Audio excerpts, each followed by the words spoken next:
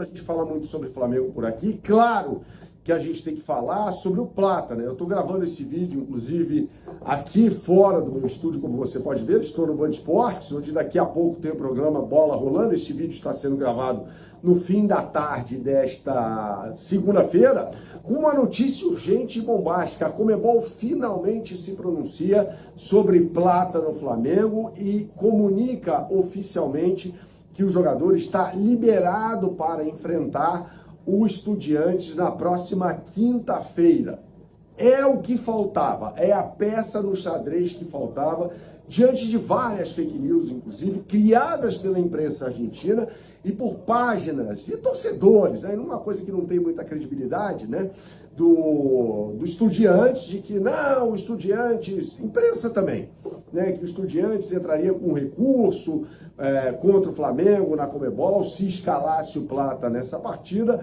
Fato que agora não tem mais essa jurisprudência, afinal de contas o jogador está liberado oficialmente. A Conmebol publicou isso há pouco, né? Esse vídeo está sendo gravado nesta segunda-feira, repito, no final da tarde, no seu site, um comunicado que aponta que o Plata está sim liberado. O Flamengo tinha um e-mail, essa informação foi dada em primeira mão pelo companheiro Mauro César, e nesse e-mail constava a informação de que o Plata estava liberado para jogar.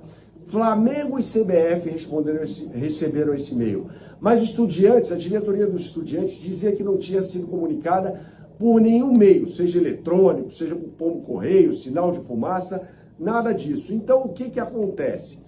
Os Estudiantes, na cabeça dos dirigentes dos Estudiantes, e aí eu tenho que falar sobre o presidente Juan Verón, La Brujita Verón, eles pensaram assim, pô, se ele vai para o jogo, eu vou entrar com uma ação contra o Flamengo, independentemente do resultado, principalmente se perder. Entro com um recurso na Conmebol e tenho chance de ganhar, porque eu não fui comunicado oficialmente sobre essa questão. Pronto, agora acabou. Agora, oficialmente, Gonçalo Plata está liberado para jogar pelo Flamengo e deve ser titular nesse jogo contra a equipe do Estudiantes. Então termina essa guerra de narrativas, porque a Conmebol dá um ponto final no caso Plata no Flamengo, tá? Ponto final, acabou. Agora não tem mais o que fazer, não tem mais para onde ir.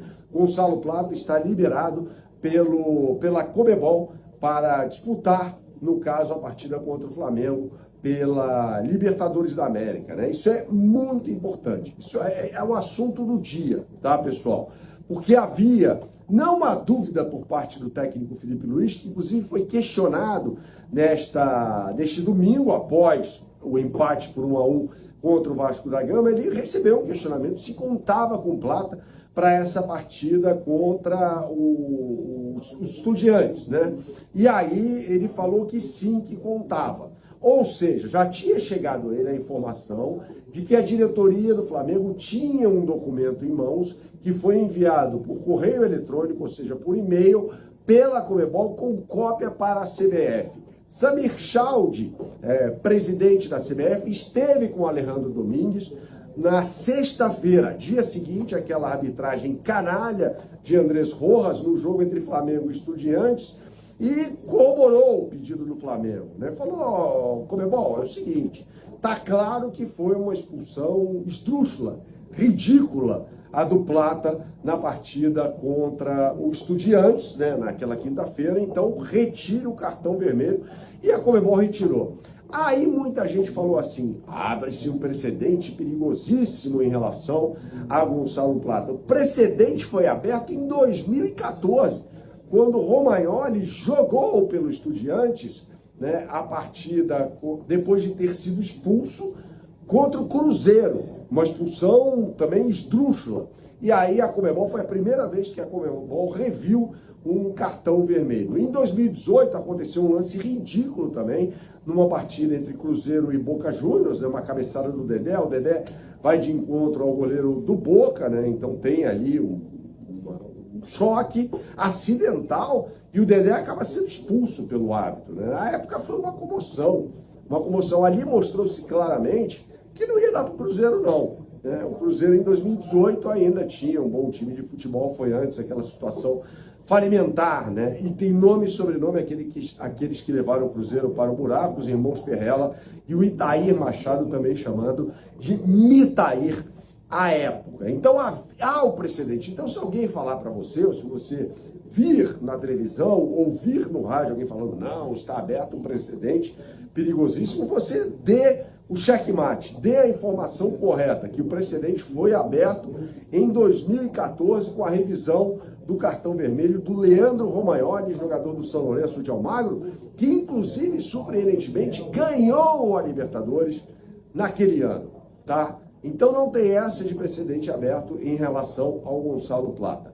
Particularmente, acho que foi criado um clima de guerra, e o clima de guerra é a zona do conforto do Estudiantes. Vale lembrar que esse time ganhou no apito as 3 Libertadores, lá nos anos 60, 68, 69 e 70, em cima de Palmeiras, Nacional e Peñarol, respectivamente. Inclusive, no jogo contra o Milan, na Copa Intercontinental, ou seja, no Campeonato Mundial de 1969, 3 jogadores do Estudiantes saíram presos, algemados do campo, foram direto à delegacia por causa da pancadaria no jogo. Foi uma selvageria aquela partida. Então, essa é a zona de conforto do Estudiantes. Você vai ter de um lado um Flamengo que joga muito mais bola versus um Estudiantes que vai apelar para esse tipo de coisa, tá? E mais importante, tão importante quanto, é tentar entender como o técnico Eduardo Domingues, que é bom, vai armar esse time do Estudiantes para a partida. Lembrando que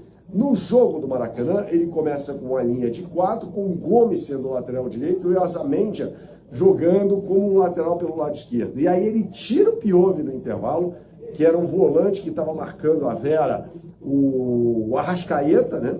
Para colocar o Benedetti, que era um ala pelo lado esquerdo. Aí ele fecha os corredores laterais do Flamengo. Tanto que você viu uma queda de desempenho grande dos 2 laterais, Varela e Ayrton Lucas, e também do Samuel Lino naquele jogo, porque ele fechou os corredores.